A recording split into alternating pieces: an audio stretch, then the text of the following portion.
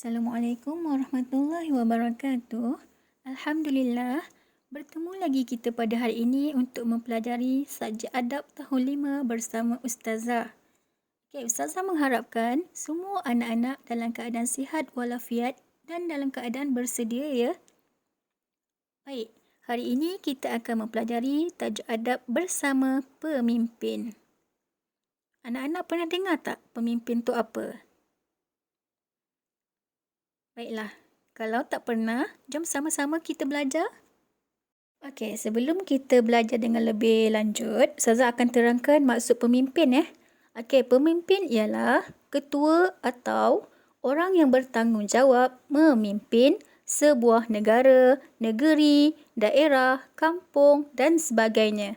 Okey, contoh pemimpin ialah raja, menteri, menteri besar, ketua kampung, ibu bapa, guru besar, ketua darjah dan sebagainya.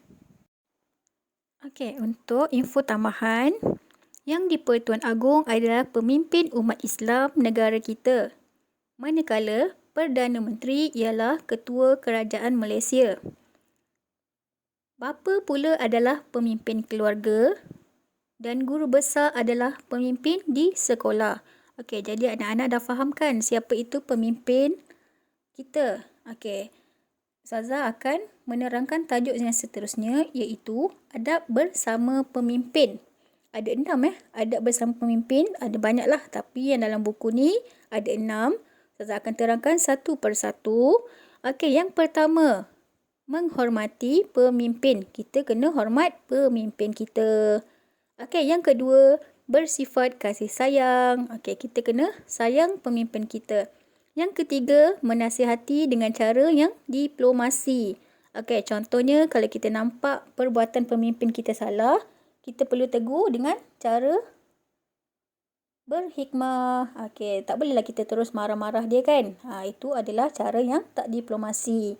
Okey, yang keempat, berterima kasih kepada pemimpin. Okey, berterima kasih ni, contoh yang terdekat ni ialah dalam keluarga kan. Okey, contohnya awak dapat hadiah daripada ayah ke atau ibu awak kena berterima kasih supaya nanti dia akan bagi lagi hadiah.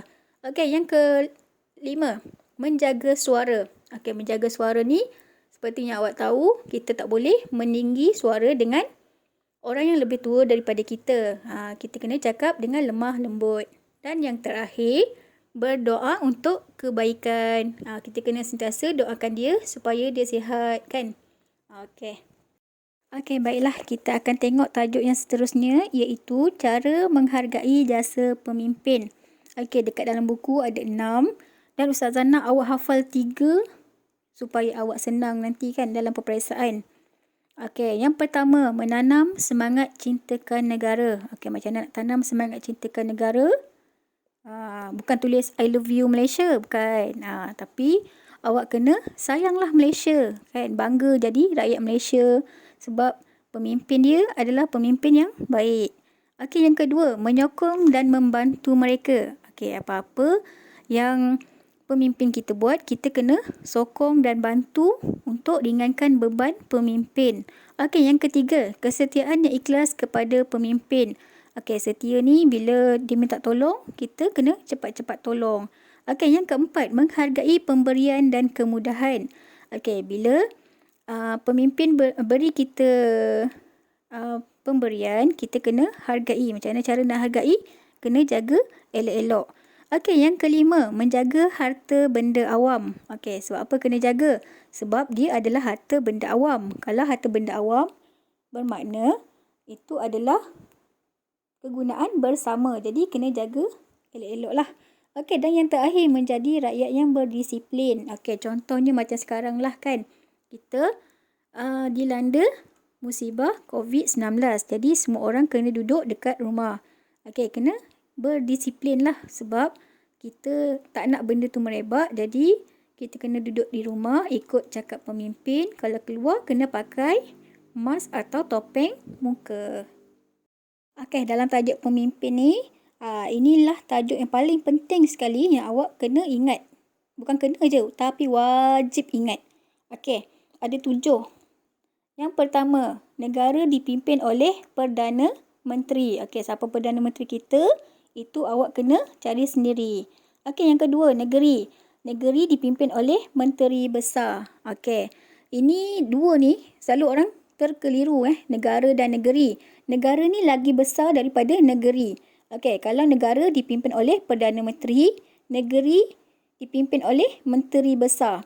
Okey, yang ketiga, daerah. Daerah dipimpin oleh pegawai daerah. Okey, yang keempat, kampung. Kampung diketuai oleh ketua kampung. Okey, yang kelima, mukim. Mukim diketuai oleh penghulu. Okey, mukim ni kalau awak tak faham, mukim ialah dalam banyak-banyak kampung akan ada satu penghulu yang akan mengetuai semua kampung tu. Okey, contohnya macam dekat Mantin ni akan adalah penghulu. Dia adalah ketua bagi kampung-kampung yang lain daerah kat Mantin ni. Okey, yang keenam, keluarga. Keluarga diketuai oleh bapa. Okey, ni awak kena ingat bapa. Jangan awak jawab ibu pula. Kalau awak jawab ayah pun boleh, tapi yang sebaiknya awak jawab bapa. Okey, dan yang terakhir adalah kelas. Kelas diketuai oleh ketua kelas.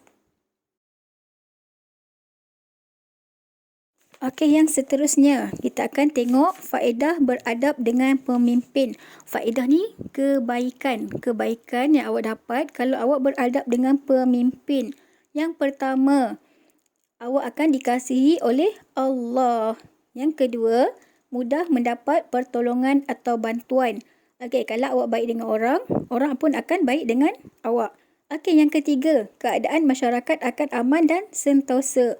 Okey, bila kita tak beradab, contohnya awak marah-marah pemimpin kan, jadi keadaan akan porak-peranda. Okey, bila kita beradab dengan pemimpin, keadaan masyarakat akan aman dan sentosa lah.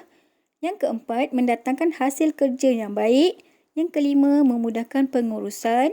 Dan yang keenam, mengukuhkan hubungan silaturahim. Okey, yang ni pun Ustazah galakkan untuk awak hafal 3 sahaja yang paling senang lah. Sebab adab ni, dia senang untuk skor. Tapi kalau bahagian kertas 1, awak kena fahamkan ayat tu. Sebab dia akan tukar ayat kepada baik dan tak baik. Jadi awak kena pandai bezakan lah. Kan? Okey. Dan yang terakhir adalah akibat tidak beradab kepada pemimpin. Ini lawan kepada faedah tadi. Bila kita beradab, kita dapat faedah. Bila kita tak beradab, kita dapat akibat kan. Okey, yang pertama, mendapat kemurkaan Allah. Okey, Allah murka kalau awak tak beradab kepada pemimpin ataupun sesiapa sahajalah. Okey, yang kedua, memburukkan imej negara. Okey, ini memburukkan imej negara ni contohnya awak buat rusuhan ke atau pergaduhan. Okey, lepas tu sekarang kan zaman viral kan. Jadi bila awak buat benda tak elok, orang akan viralkan muka awak dan ia akan memburukkan imej negara. Okey, apalah rakyat Malaysia tu kan. Jadi awak akan memburukkan imej negara. Okey, yang ketiga, melemahkan semangat pemimpin untuk menjalankan tugas dengan cemerlang.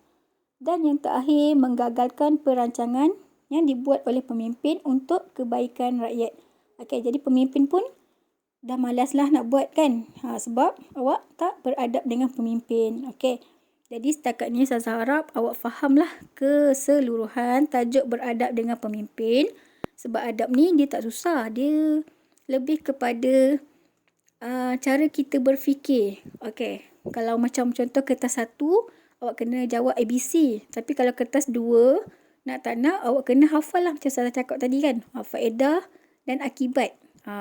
Dua tu perkara yang paling penting dalam adab. Sekian sahaja pembelajaran kita pada hari ini. Saya harap awak fahamlah keseluruhan tajuk beradab dengan pemimpin. Okey, jadi kita akan akhiri kelas ini dengan tasbih kafarah dan suratul Asr. Bismillahirrahmanirrahim. Subhanakallahumma wa bihamdika asyhadu an la ilaha illa anta astaghfiruka wa atubu ilaih. Bismillahirrahmanirrahim. Wal asr innal insana lafi khusr إلا الذين آمنوا وعملوا الصالحات وتواصوا بالحق وتواصوا بالصبر.